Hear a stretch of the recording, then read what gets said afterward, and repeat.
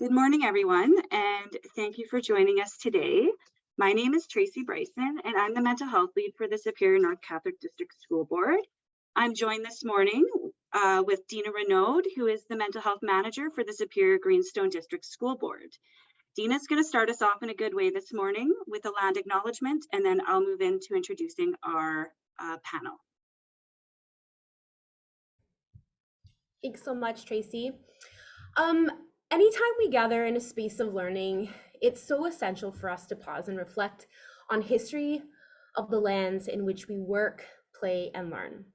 From where I am, I'm joining you from the traditional lands of the Anishinaabe people of Red Rock Indian Band.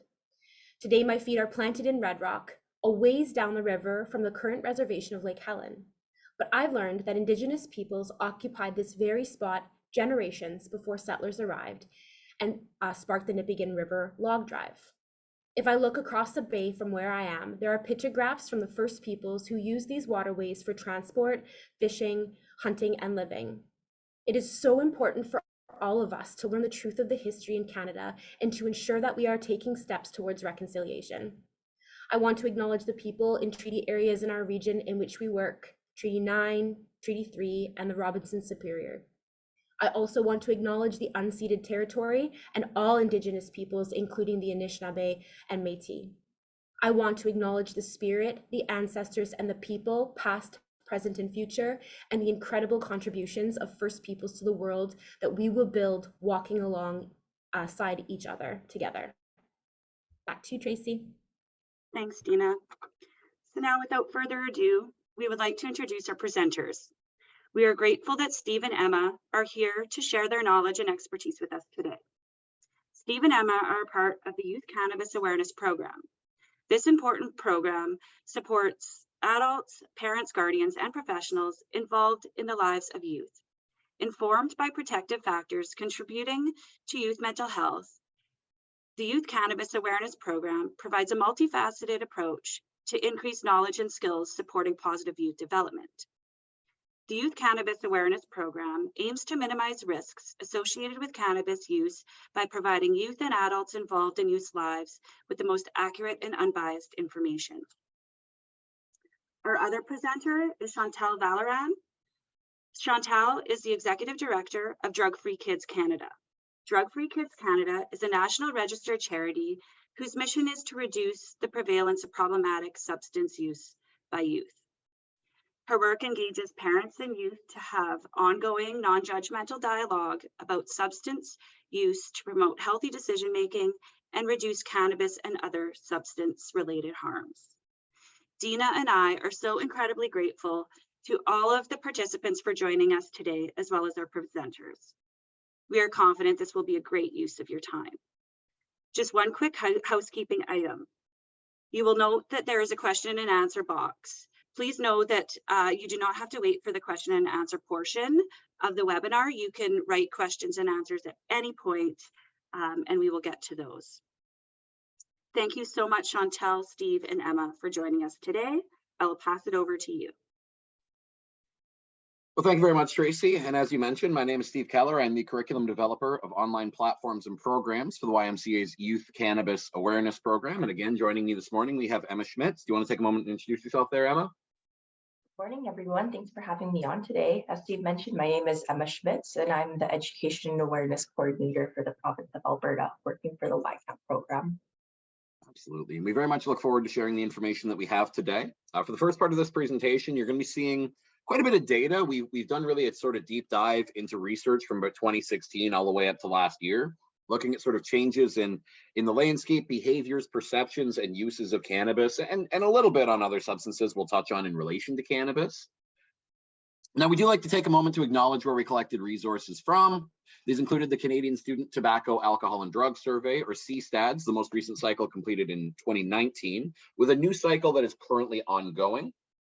We also looked at the Canadian Cannabis Survey and the National Cannabis Survey, looking at slightly different pieces of information.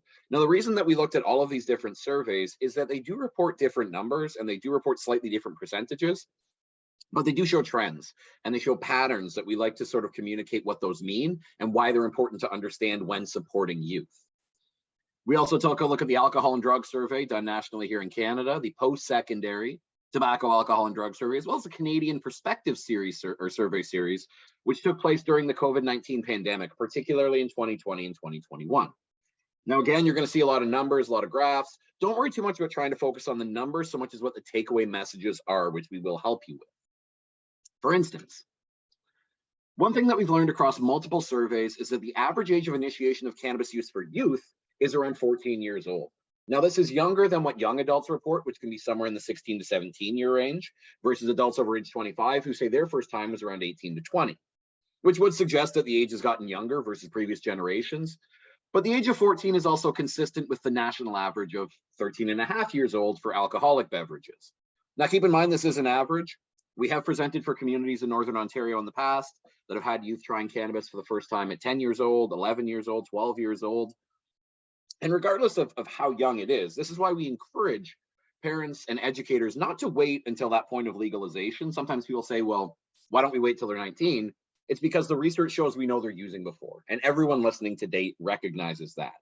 And we know that substance use education needs to start early in order to be the most likely to prevent not only use, but the potential of risks or harms caused by substance use, which is why adults that are involved in youth lives are encouraged to start the conversation about the use of cannabis before the age of initiation. And again, since this will be recorded, if you ever need to pause any of these slides and take a look, you'll be able to in the recording. But we will move on to our first poll question. Emma, do you want to take that? Yeah, absolutely. So first question for the group, which demographic do you think reports the highest rate of cannabis use? Is it teens age 15 to 19, young adults age 20 to 24, adults age 25 to 64, and seniors age 65 plus? Now, I see we've got about 62% of the responses in so far here, Emma. About right. 14 to 16. Give a couple more seconds. All right. All right, we'll close the polls in 3, 2, 1. All right, and what we're seeing is the majority of the audience chose ages 15 to 19, as well as the runner-up was young adults aged 20 to 24. All right, Steve, so let's take a look at what it actually is. The interesting thing to note here is young adults actually report a higher rate of cannabis use than any other 5-year demographic. In fact, they report a higher rate of cannabis use significantly than any other demographic period. When we look at sort of the young adult age range, 19 to 24, 20 to 24, we generally see rate of cannabis use comes in around about 45 to 51%, according to the most recent collected data. While our teenage number floats around 22%, somewhere in the 18 to 22% range, so approximately 1 in 5 teens, and around 1 in 5 adults over the age of 25. Now, many reporting surveys do not actually look at genders beyond male and female, so you won't see any information here about intersex, transgender, questioning, or two-spirited youth. That's a limitation of some of the data, so we do like to bring that up in case the question comes up. And when we also look at prevalence of use by grade, you'll see that the use does increase. When we look at the 2018-2019 secondary level surveys versus the post-secondary conducted a year later, we see that grade 7's about 2.4% report past year use, but this number skyrockets slowly to 53.3% by post-secondary youth year 3 and above. I do like to highlight this because even if you look at grade 12, the end of high school, at that highest point of use, only about 37.7% of teens report using cannabis.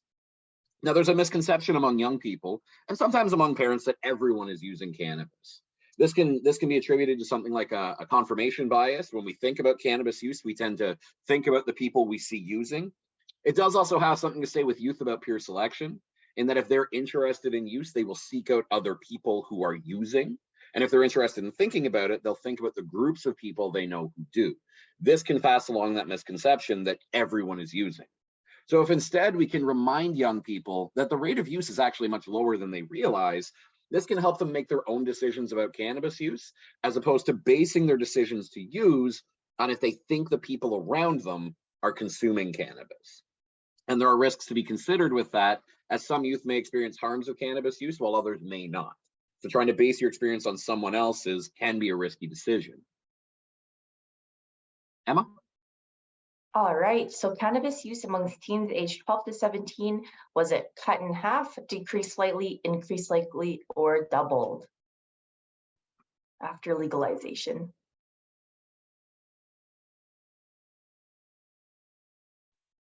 See that so far we're getting answers like all over the board, although there is one answer that's standing out more than others. A little bit, yeah. All right, so we're going to close the poll in 3, 2, 1. All right, so it looks like the majority of the participants are saying that it increased slightly.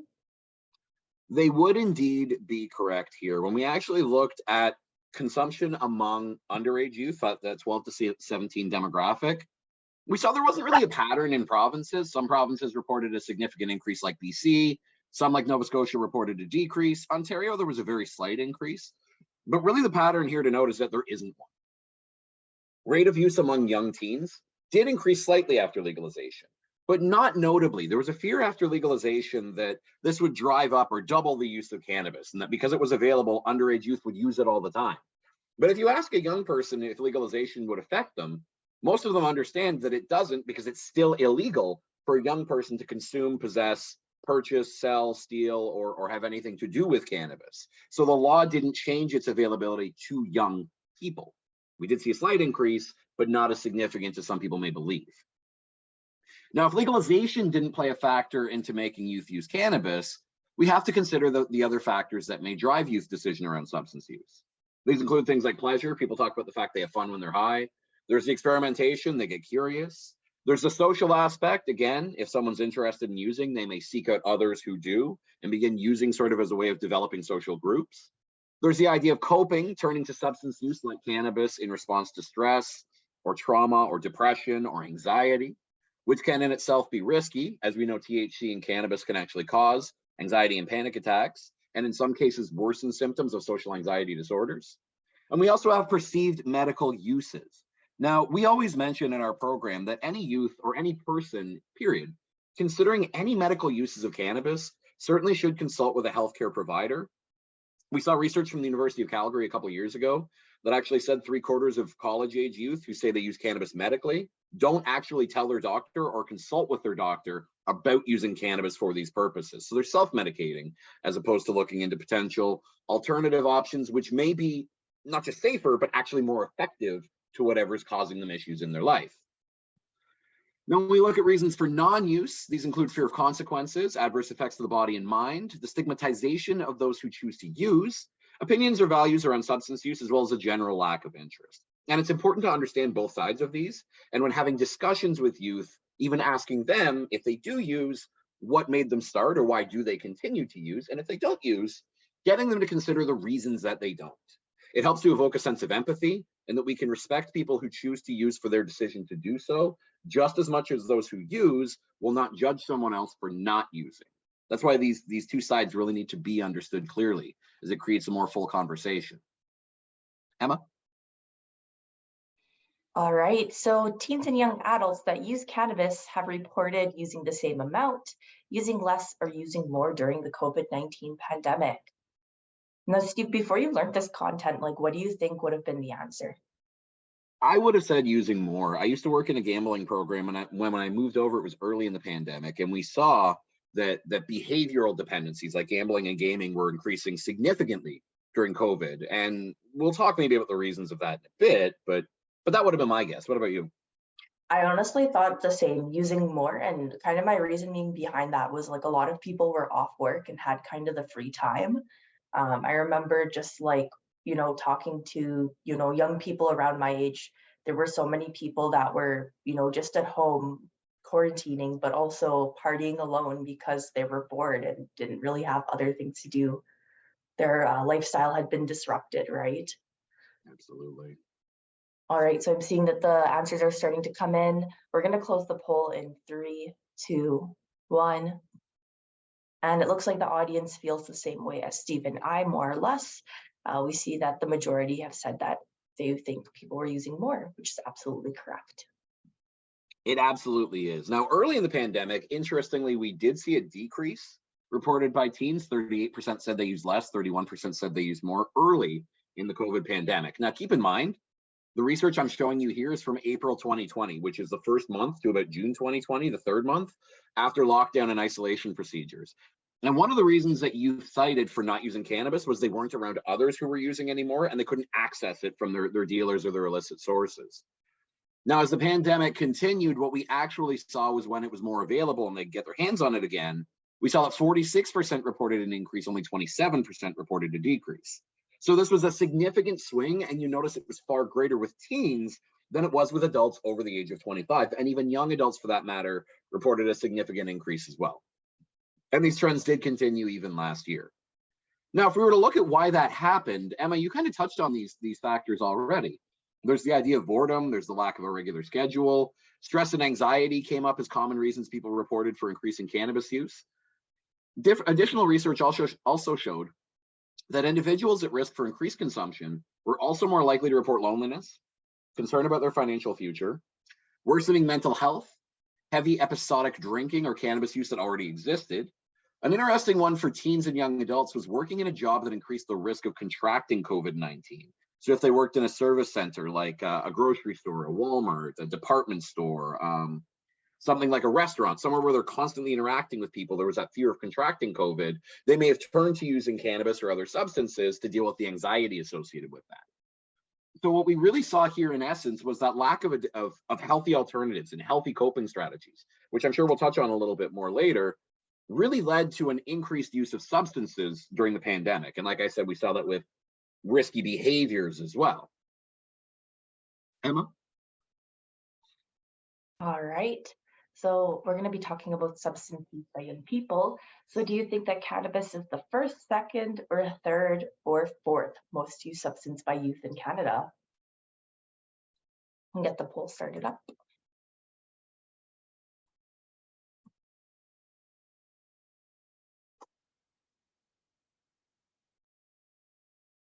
Right, so we're seeing the answers starting to trickle in.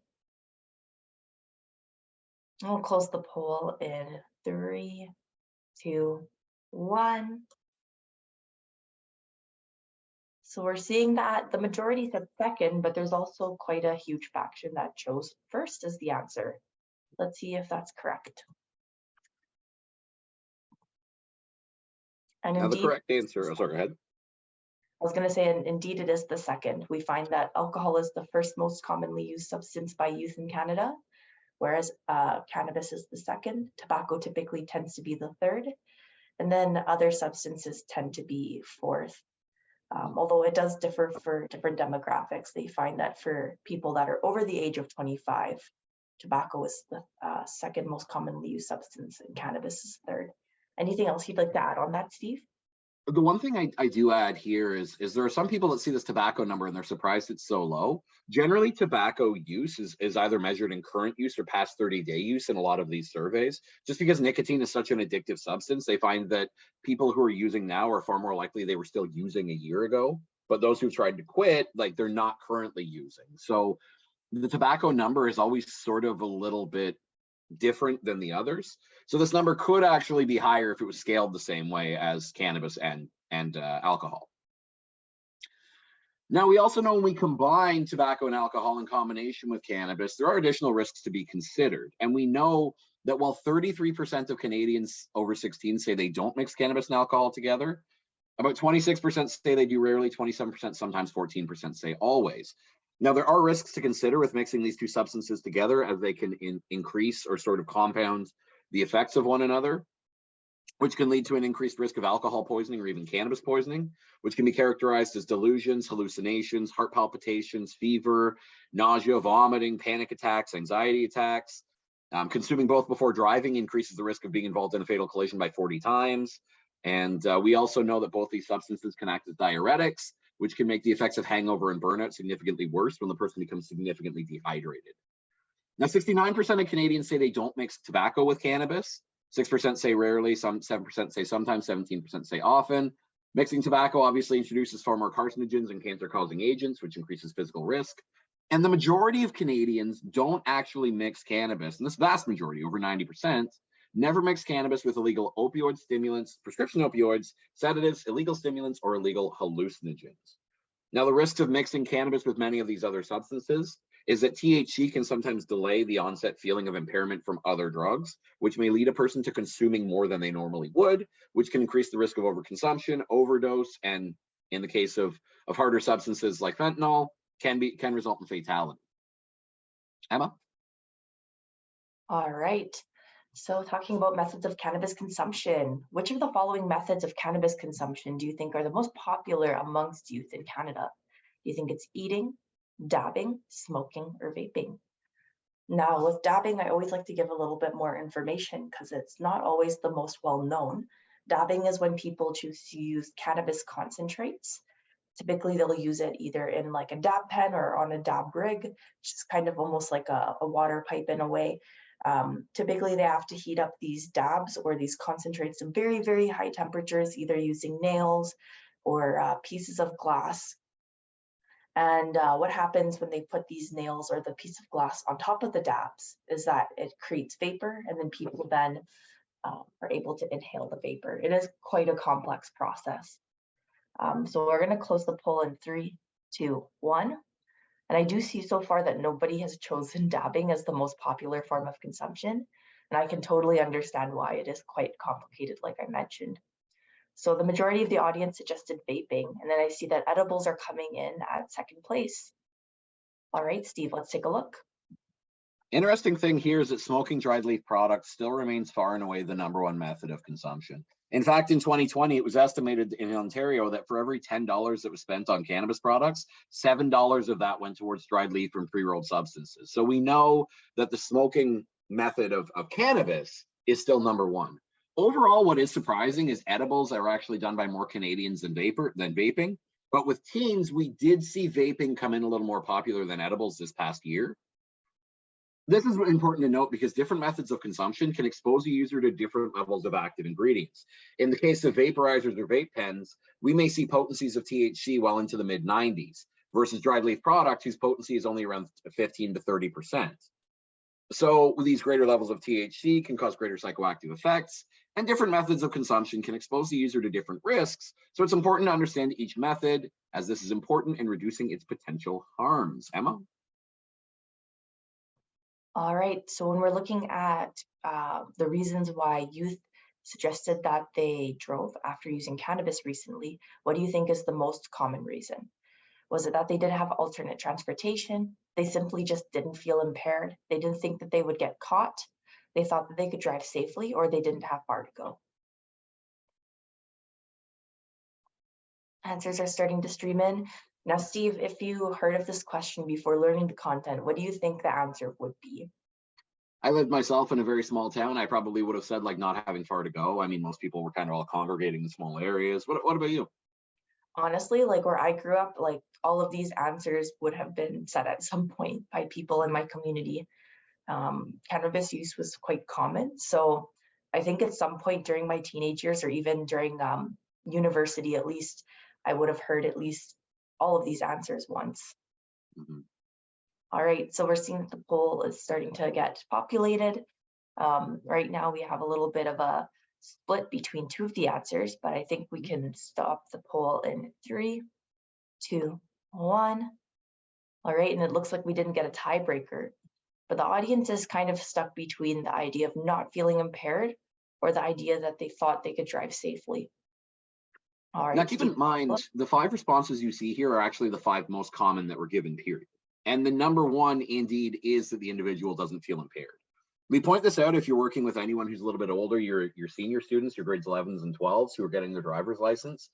We know that about 88% of young adults in 2022 who said they drove after consuming said they didn't feel impaired. So it's important to note for young adults and teens in particular, that even if you don't feel impaired by a substance that's altering the way that your mind thinks, it's because it's changing your idea of what impairment would actually feel like. So a person may not feel impaired because they don't feel sort of lost or confused, but this doesn't mean that their reaction time is normal. This doesn't mean that their ability to judge distance is normal. Their ability to multitask is normal. In many cases, impairment throws those skills off, and those aren't the things they think of when they think of impairment. Now, with younger audiences, we do know that teens 16 to 19 were about 5 times more likely to report being a passenger in a vehicle driven by someone that consumes cannabis if the passenger was also a cannabis user. We also know that teens are about 4 times more likely than adults over 25 to get into a vehicle with a cannabis impaired driver. So we know that youth are really understanding and learning the risks of driving themselves while impaired, but they do still show a tendency towards getting in a vehicle with someone who does consume cannabis. So it's important when you're working with young people to remind them of planning safe rides, being willing to be that designated driver, and making sure that they find those options for themselves, as opposed to risking getting into a vehicle with someone who is impaired. Now, the last section we want to get into before we wrap up is to understand that not all cannabis use is problematic. And we know this. Not everyone that uses cannabis is going to experience adverse effects and problems. But we do know that it can become problematic when it impacts a person's life in a negative way. And we see this really across sort of a spectrum of use. We understand that most people, about 80% of Canadians over 15, they don't use cannabis. They choose not to use this, avoids risk. This is abstinence. I mean, this is people who chose to say no. They're not experiencing adverse effects. But we know that 20% of Canadians do use cannabis. For those, the abstinence-only approach doesn't work. They've chosen to use. Now, many of them will set limits when they use. They may use with friends or during free time. They don't use when they're going to class. They don't use when they're going to work. They they designate a driver, and they avoid mixing cannabis with other substances. They may experience the occasional negative effects, such as maybe a slip and fall accident while impaired, or saying something they didn't mean to, but these effects would not necessarily be as negative or risky as someone who meets criteria for problematic use. These individuals are using every weekend or day, where they're beginning to see an adverse effect on their relationship, their school and work performance, and they're losing interest in the other things that once brought them joy. And finally, where we see dependent or pathological use is where the individual feels that cannabis use doesn't feel like a choice, it's something they simply do. It becomes a primary or sole coping strategy to deal with stress and anxiety, and they may begin breaking laws or getting into trouble as a result of cannabis use or trying to procure cannabis. Now, there are multiple signs you can look for when trying to detect problematic or risky cannabis use or harms caused by cannabis use. We're not going to list every single one of them, but the slides will be here in the recording, so you can definitely take a look. These can include lung infections caused by smoking cannabis, newer continuous poor performance at school or work, or anxiety, increased conflict with family and friends, breaking laws, or spending more money or time than you have intended on using cannabis. And certainly the psychological effects can include impaired planning, judgment, and memory, as well as the impairment of developmental skills in the brain, such as critical thinking and problem solving, and inability to stop using cannabis or use as an escape. So having one or two of these symptoms does not automatically mean the person has a problem, but we understand these act as a web, and you'll begin to see more of these occur as problems develop or worsen. And certainly when we look at the health risks to a developing brain, we know that there is a risk of psychological disorders and schizophrenia for adolescents who use cannabis, particularly if they have a family history of psychosis, bipolar, or schizophrenia in their lineage. This doesn't mean that everyone who uses will experience these, but we do know the risks are greater for younger users before the age of 25. There are issues with anxiety and depression, particularly with THC, as THC can sometimes worsen symptoms of anxiety, and many youth may turn to use cannabis to cope with depression without sort of solving or identifying the underlying cause of that depression. We see issues with dependency, as youth are twice as likely as adults to develop issues with disordered use if they begin use before age 25. And finally, the issues with attention and memory caused by THC use during adolescence. So therefore, if you are speaking with youth, if you are working with youth, we encourage you to remember to educate yourself on cannabis use, on methods of consumption, and any misconceptions that people may have, to set limits or delay the use of cannabis until the age of 25 to allow the brain to fully develop, to make time to do other things that you enjoy, to avoid using cannabis if you or your family has a history of mental health disorders, to make sure to plan ahead for transportation or certainly designate a driver. And for youth, it's important that they make these plans themselves, and you have to identify that with them. One thing I do when I work with young people is I ask them, if they're going out, just take a moment and ask yourself, how are you getting home later? Take that couple of seconds and do that can make a big difference. If you choose to use cannabis, look for products with lower THC content. And finally, individuals that do use cannabis are recommended to do so in a safe place with people that they trust. Now, the very last thing I'm going to show before I pass over to Chantal is to understand that cannabis use can be impacted by both risk and protective factors at a multitude of levels.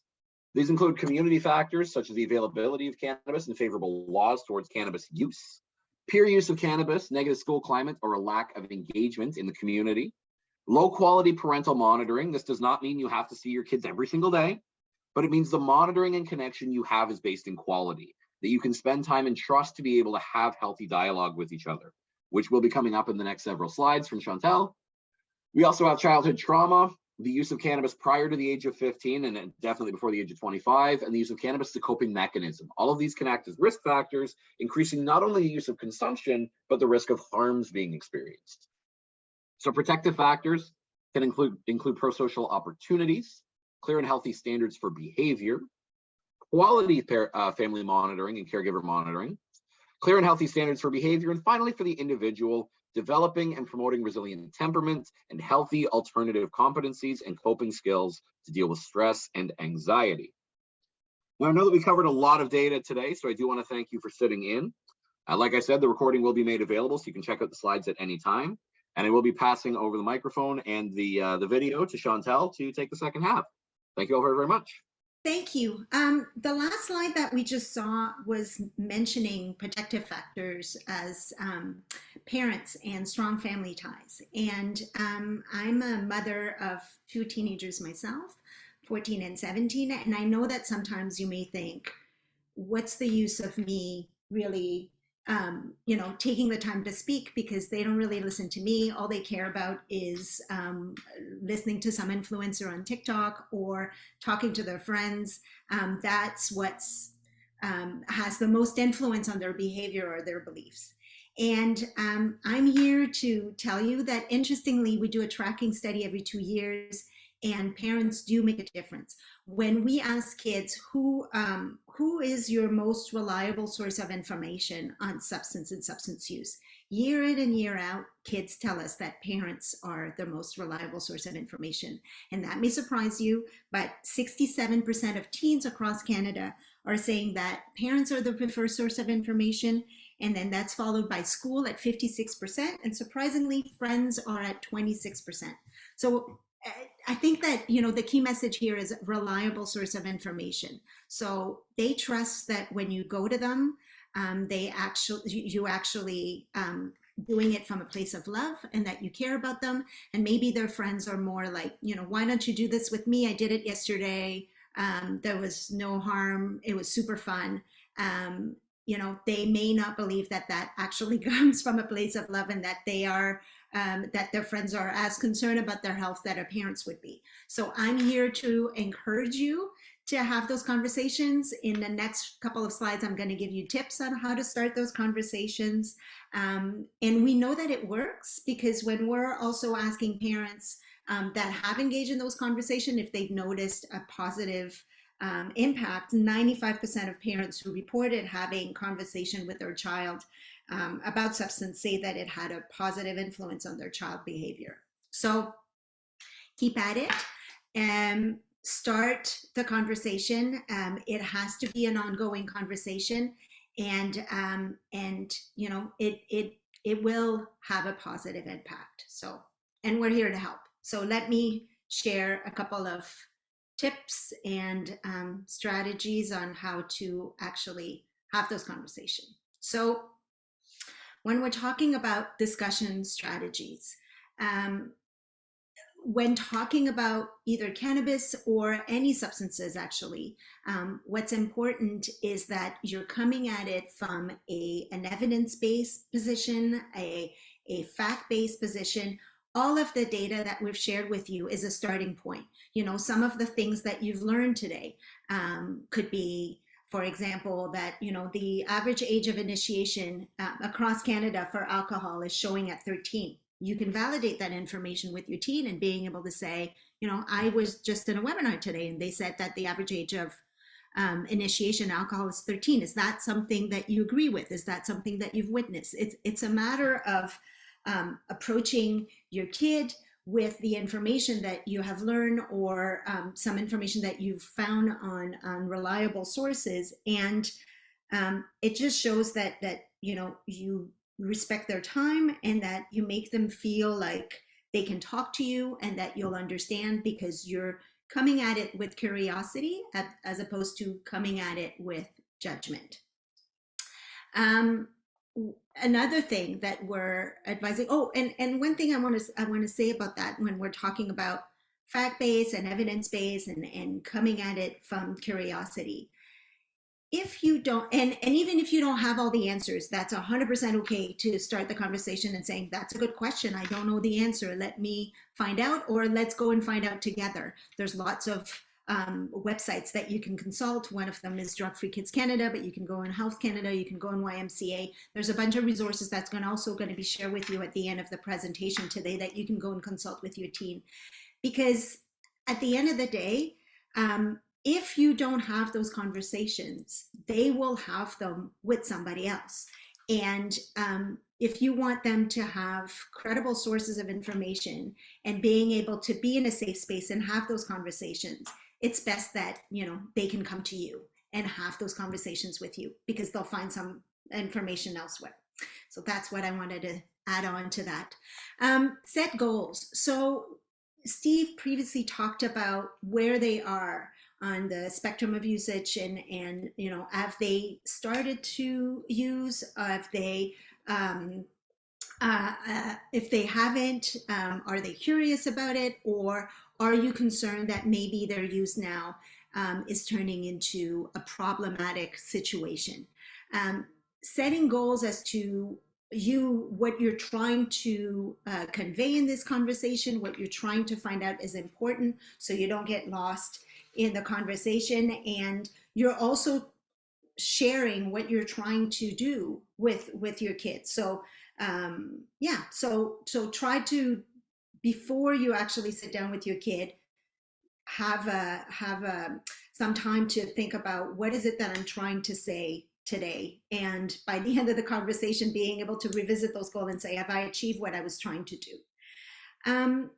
Keep an open mind. Again, maybe again you're suspecting that something is happening and it's not. Just go with curiosity and have open-ended questions, and see what you're going to find out. But also try to engage your teen. So it's not a lecture, and it might be difficult, because if this is the first time that you talk about this with your kid, maybe your kid is not in a position to want to share much information, so it's going to feel like a lecture. But even saying, I don't want this to be a lecture, I want this for us to be able to have an open conversation and feel safe about asking questions. It is going to be helpful to establish that foundation so that your kid feel like they can trust that they won't be judged and that they can come to you with their questions or their concerns. Find a comfortable setting. We know that this is maybe taking some time. Again, if you've never done this before, this may be awkward. The important part is to be calm and be relaxed. And, you know, 40% of parents report that the first conversation they had only lasted a couple of minutes, and that's fine. Sometimes it takes some time to establish a comfort level to have those meaningful conversations on both sides.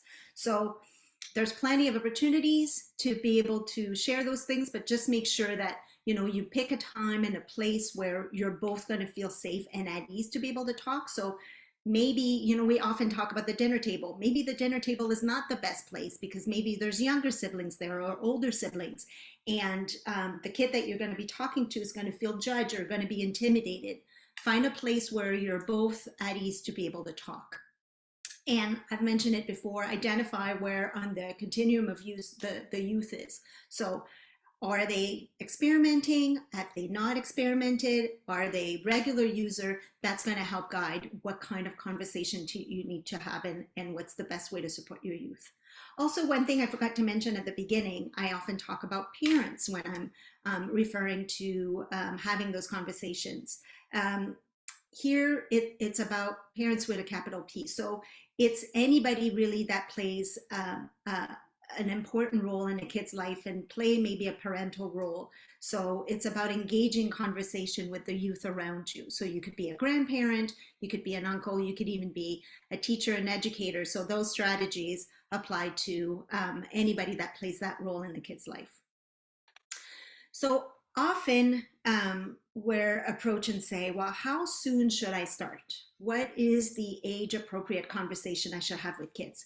I'm going to walk you through different ages and give you examples of the kind of conversation that you can have at different ages about substances, but generally speaking about establishing a good foundation and a safe space so kids can come to you with their questions.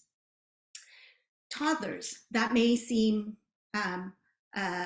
strange that I would be talking about substance use and I'm including toddlers in there. But we know that toddlers at this age, they're determined, they're demanding, they're energetic, they're challenging, but it's a great time to set the stage for healthy habits that will remain there as they grow. So for example, if a child takes a vitamin that, you know, looks like a familiar character or looks and tastes like candy, remind them that it's not candy and they could get sick and if they have more than one, for example. So that's what you could do at an early stage, like a toddler. Moving on to preschool, 3 to 5.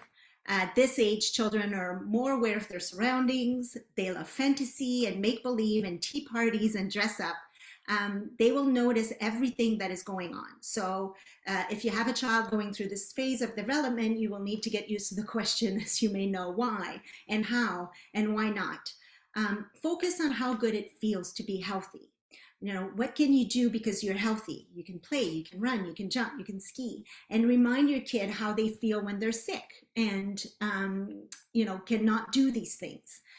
Ultimately, what we're trying to do is explain that medicines can help us make us feel better when we're sick, but they can also hurt us when we're not sick. So it can hurt our tummy if we take too much. And remind them that, you know, you're a trusted adult, that's a big word, but only mommy and daddy should be giving you medicine or a caregiver or a doctor so that they know that there should be taking medicine for the intent that it's meant to do to make them feel better. And also at that age, at 3 to 5, you can begin introducing the issue of responsibility. So you can ask your children to feed the pet every day, for example, or brush their teeth without being asked, put their toys away, and celebrate their good choices, you know, so that they love to get praises and they want to feel validated by their parents. So this is also a good way of starting the foundation of providing positive reinforcement to your kids when they're making the right choices and the right decisions for themselves at a level that they can do that. For elementary school, 5 to 8 years old, they start to like routine. They love their family. So you're still the hero in the family at that age. They like to learn, they dislike failure, they don't like to lose face, and just like the preschool as well, they love praises. So this is a time when kids will go through a lot of changes. They may go from the unconditional parental love and devotion stage from a few months ago to a child who is at times defiant. They can be resistant to rules. This is an important time to set and follow through with rules, increase opportunities for positive decision making, listen to complaints, and try to find simple solutions together. At this point, you can focus on tobacco and alcohol, and really at 5 to 8 years old, being able to say that they're not good at all for their bodies and they can cause children to be very sick. You can find teachable moments watching a video or TV and seeing somebody smoking or drinking and ask, you know, what are they doing, and explain that sometimes media can make something look cool or fun, but they may not be appropriate for, they are not actually appropriate for a kid who's 5 or 8 years old because they can be harmful to their bodies. The point is really to focus on health and to see what can harm your health and what can prevent you from doing things that you love.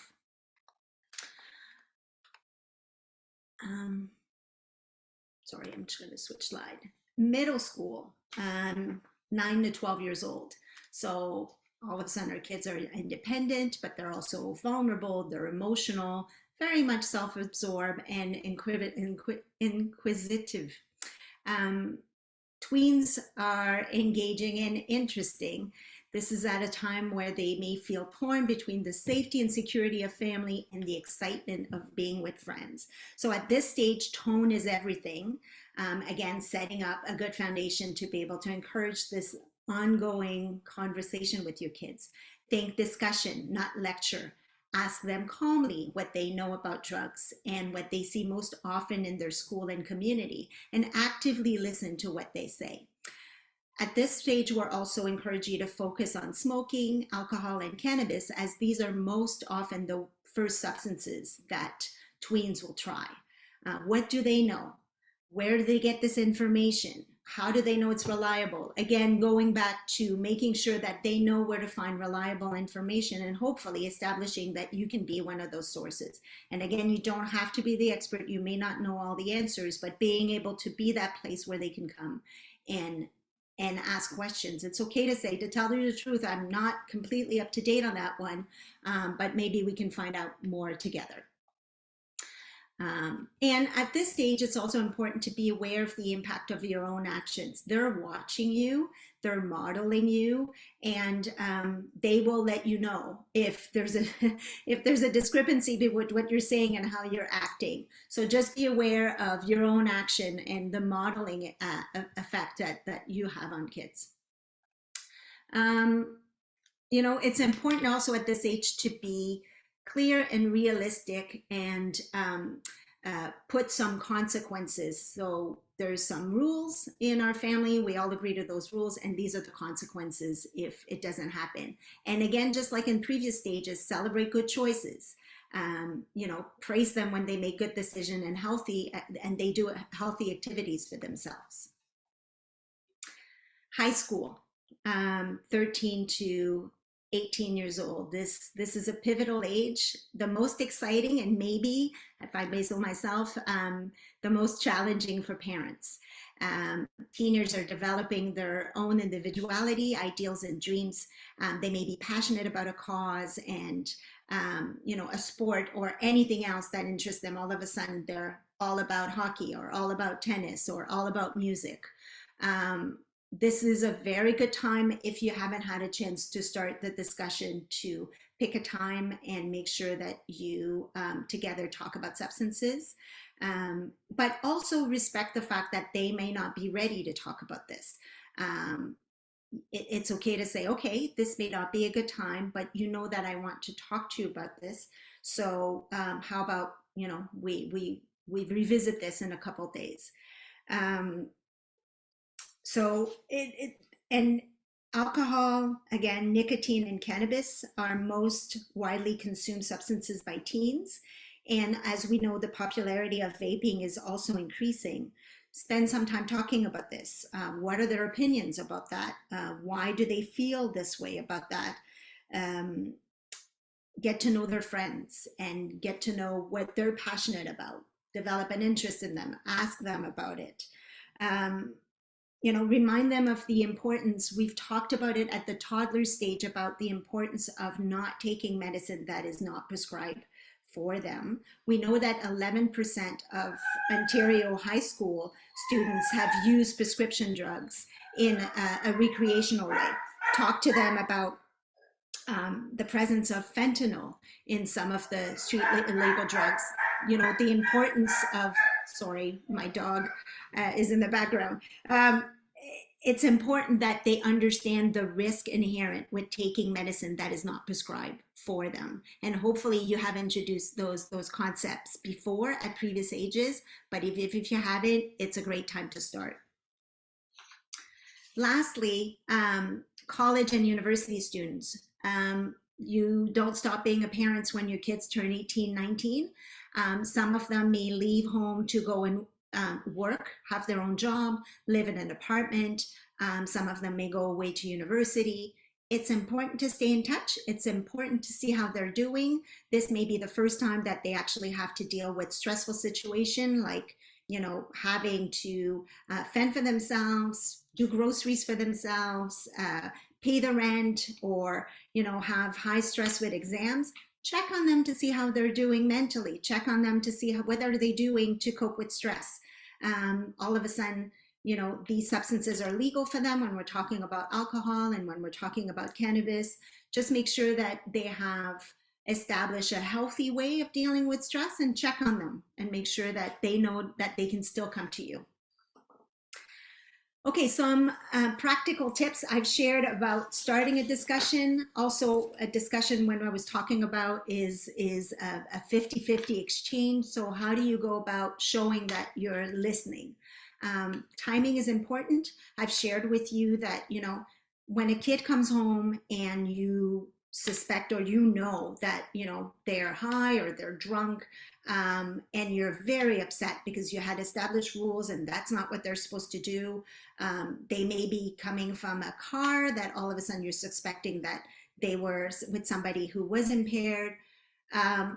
This is not the best time for you to be able to talk about this. First of all, your teen is not going to retain anything, and you will be probably with a high emotional charge, and it's going to be very hard to stay calm. So this is something where we're saying timing is important. Park it, tell them this is not okay. I'm just going to make sure you're safe right now, but we're going to be talking about this tomorrow and revisit this when emotions are not running as high. Totally okay to say, I was angry, I'm concerned about you, I'm afraid that you're not making some healthy choices, but being able to pick a time where you're both at a place where you're receptive to having this conversation is important. Encourage dialogue, ask some open-ended question. You know, what do you know about this? Why do you think I'm so concerned about this? Do you feel it's legitimate that I have concern about this? And if they say yes or no, why not? Or why do you think I should not be concerned? You know, start questions with, tell me more about ... Why do you think I may be concerned, as I said? How do you feel about? These are all conducive to having more conversation than the yes or no. Summarize what you hear. Sometimes, you know, repeating what your teen just said is going to be helpful for them to know that you're actually listening. Being able to say, so from what I'm hearing, sometimes you'll have drinks before actually going to the party because you're shy that you're not going to have anything to say, or that you won't know anybody at the party, or, you know, that it's easier for you to be in a gang when you have drank. So is that correct? Did I hear that correctly? Being able to summarize what you hear and be sincere in your approach is actually going to show that you're listening and you're interested in what you have to say. Try to stay positive. And sometimes it may be difficult because what you're hearing may be concerning. All of a sudden, you know, you didn't suspect that they were using on a regular basis, and you're finding out that they are, and you're concerned about that. It's okay to say things like, thank you so much for being so open about this. It's really important to me that we have this conversation. I heard some things that, you know, are concerning to me, but I really appreciate you being honest with me. So that's an encouraging way of saying, ooh, okay, I may not be 100% comfortable with what you're saying, but I'm happy that we can have this conversation. And show empathy and compassion. I hear you. You know, it's not easy. It must be difficult. I hear that it's not easy for you to make friends, or to, you know, some people are not being nice to you. Like, being able to tell them that you're hearing them and showing compassion is also a way of showing that you're listening, but engaging them to further share with you some of their concern and their worries. Lastly, I wanted to share with you some suggestions about some terms that maybe we should avoid in a conversation, that we want to be open and we want to be engaging, and maybe suggest some other key terms that can be more leading to a fruitful conversation. So and all of these, by the way, are all available on our website at drugfreekidscanada.org. We have a thing called the Cannabis Talk Kit, and it provides some tools and tips on how to engage. Some of them I've shared with you, to engage in conversation and keep the conversation going. They're not meant to be strict scenarios of this is what you need to say. It's just suggestions that if you're feeling intimidated, it can help you start the conversation. So some of the terms that should be avoided in a conversation is, for example, but. You know, you did well on your report card, but I know you can work even harder. Instead, what you could say is, you did well on your report card, and I know you can work even harder. It's not as judgmental. Should, for example, I'll give you another, you should stop smoking weed. And instead is, I would like to talk about why you smoke weed. Can we talk about that together? Is this a good time? Talking about, again, we had focus on before when we were looking at age appropriate conversation on health and being healthy. So avoiding things like saying, oh, smoking weed is really bad for you. And maybe talking about, smoking weed is harmful to your health and your brain.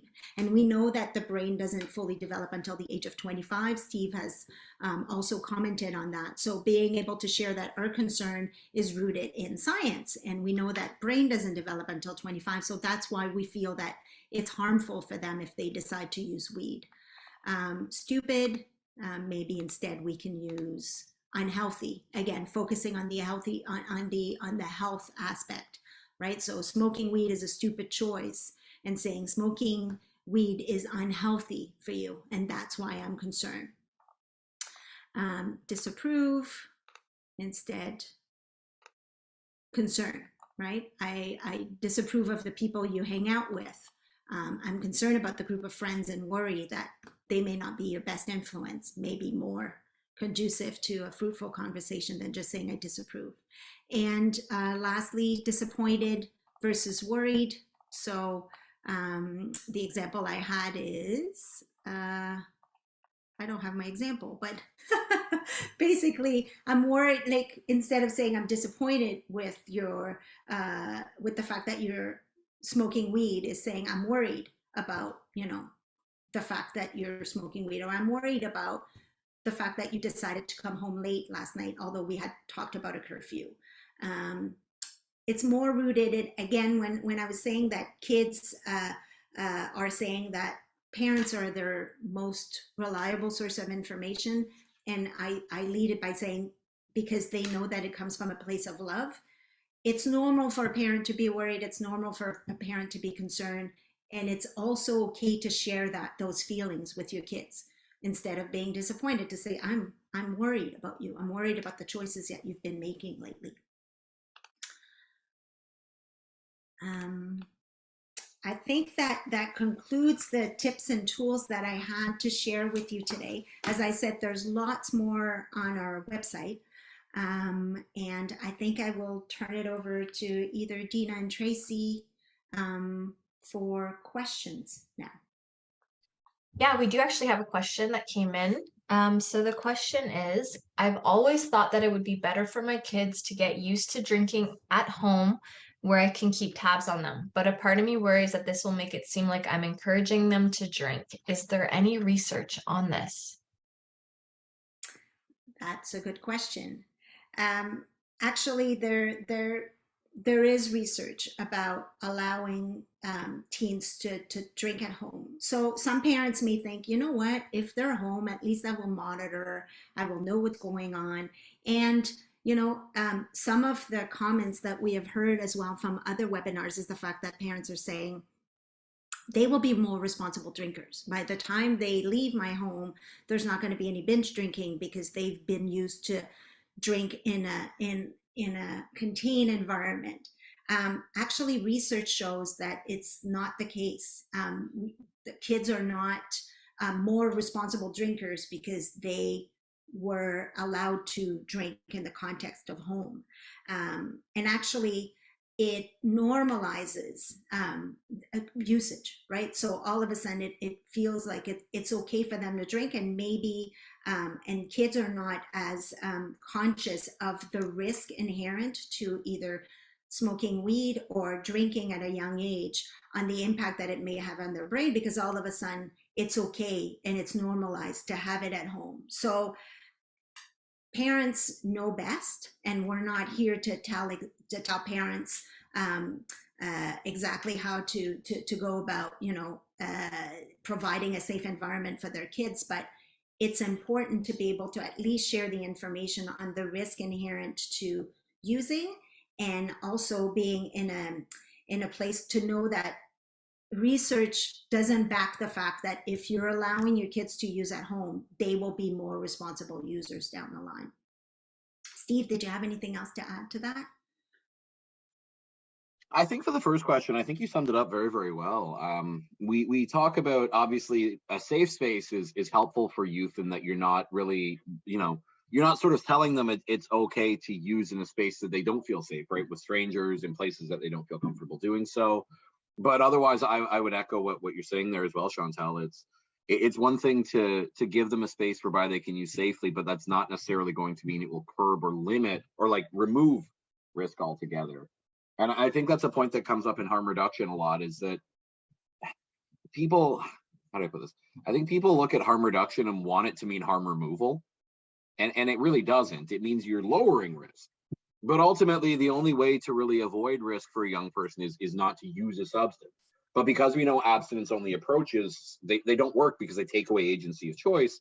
You have to be able to give choice at the same time. It's a fine line to walk. Awesome, thank you so much. I just want to remind participants, if you do want to ask a question, you can do it in the Q&A. You can also do it in the chat. You can do it anonymously. It's wherever you end up populating it, we'll find it and we can ask your question. So we have a couple more that came in. So the first one is, now that it's legal, should I still hide my cannabis use from my kids?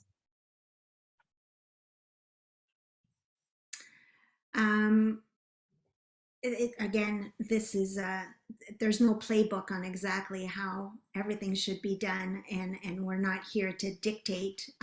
But research shows, though, that when both parents use cannabis, teens are 7 more likely to use cannabis themselves. So exposure is actually has a correlation with usage with teens.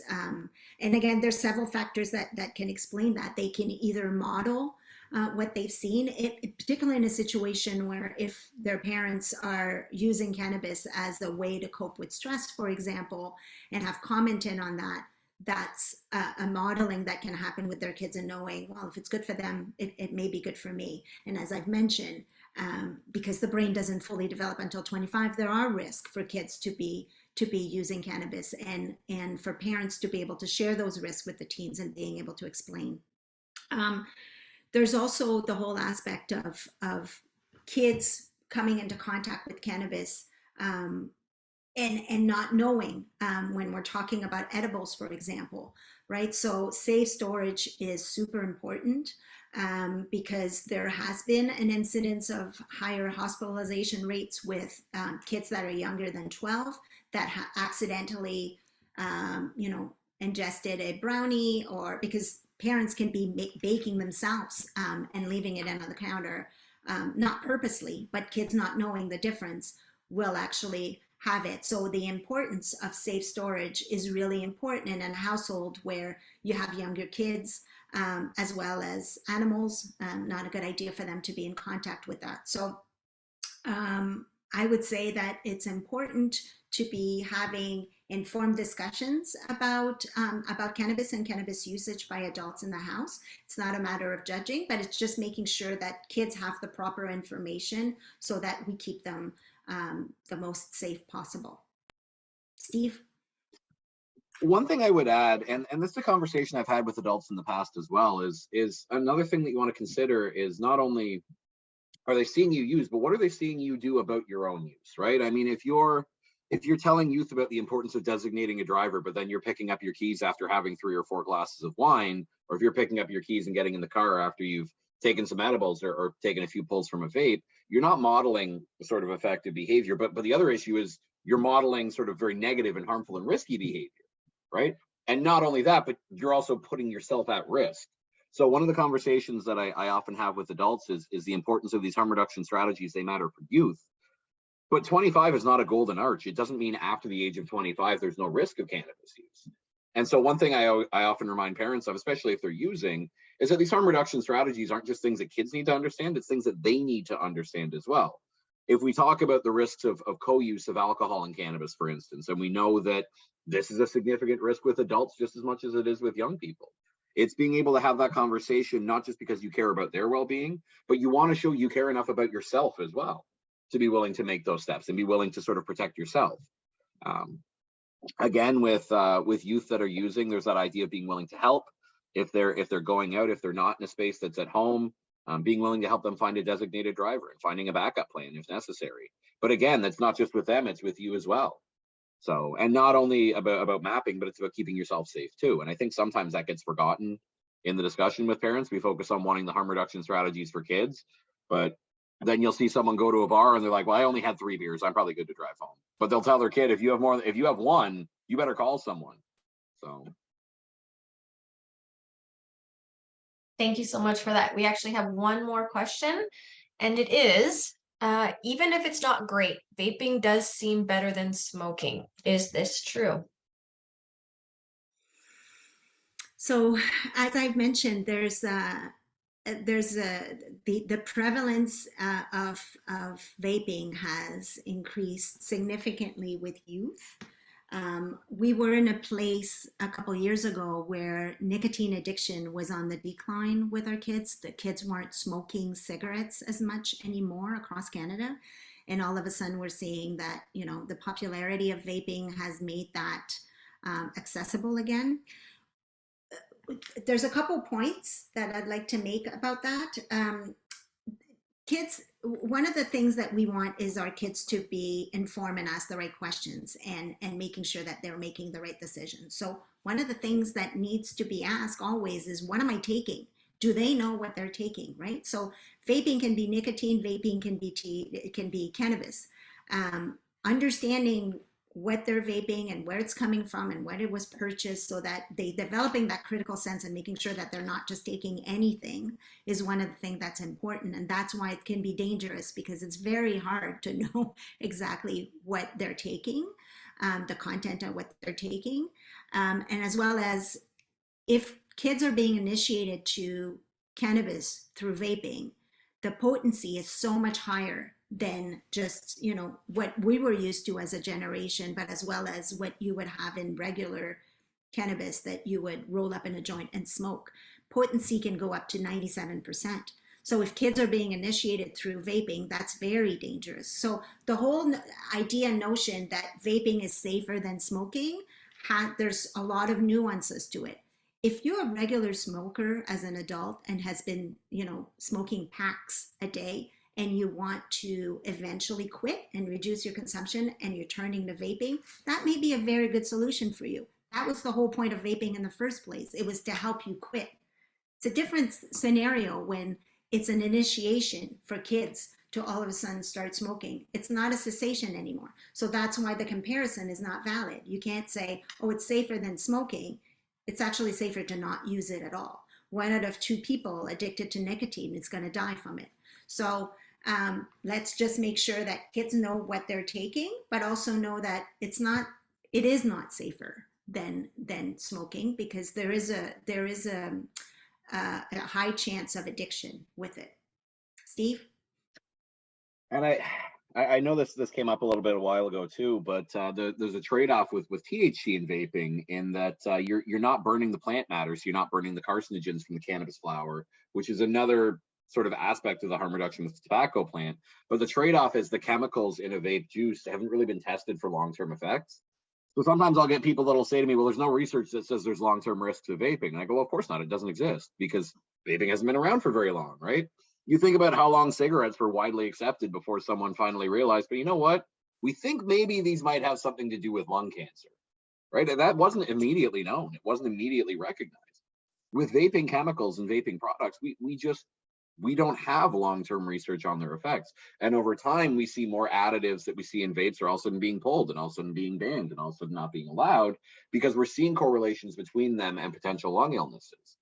And with cannabis, the trade-off is that a vape juice or a vape cartridge can be 3, 4, 5 times more potent than dried leaf flower. So a youth that pulls a vape pen for THC, you know, their first time they may pull 4 or 5 times, when really one is going to get them more impaired than even smoking a joint would.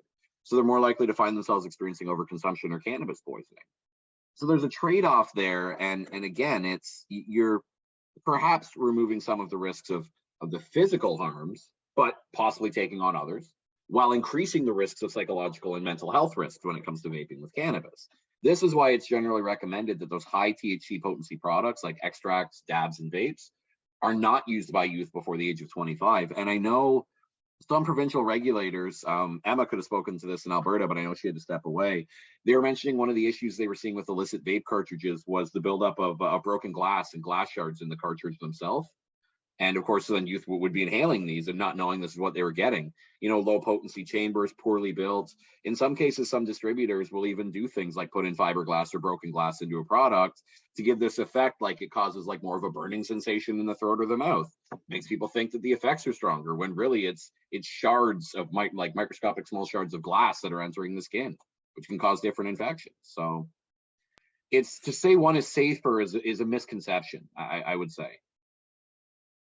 And it goes back to what you just said, Steve. Thank you for that. And it also goes back to making sure that our kids are asking the right questions. If they decide to use for themselves, what are they using, right? So that's for the mechanism that they're using the vape with, like what kind of vape are they using and what kind of product is in it. But same thing as pills, right? Thinking that, you know, it's safer to use a pill because it came from the pharmacy, or, you know, it's a legitimate pill, understanding that that may affect you, and that it you know, a fake pill and a real pill looks exactly the same. It's very hard to tell the difference. So it's a matter of equipping the kids with the right information, but making sure that they can ask the right questions for themselves so they can make informed decisions. Thank you very much for answering those questions. We don't have any more in the chat or in the Q&A, but I'd just like to let anyone who's listening know that you can always go to the DFK website, drugfreekidscanada.org, and you can find more information, and you can also reach out and ask questions of the team from there. So now I'd like to pass it over to Deana and Tracy.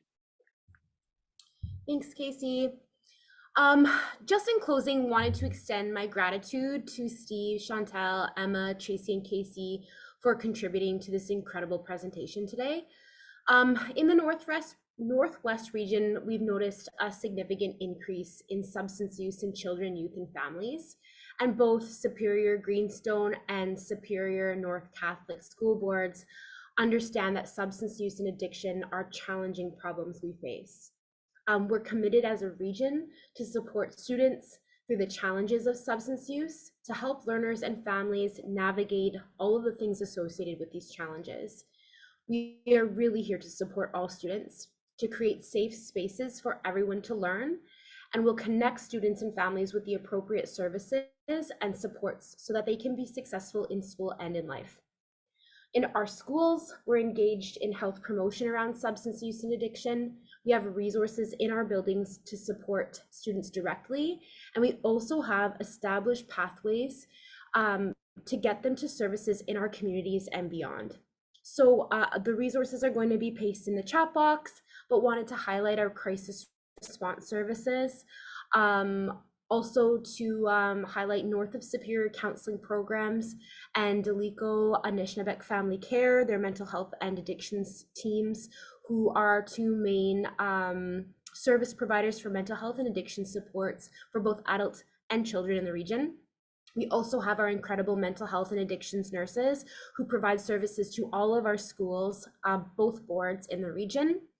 We also actively use Kids Help Phone as a resource for when you're struggling outside of regular business hours. They have a really great texting and call service, as well as really incredible resources online.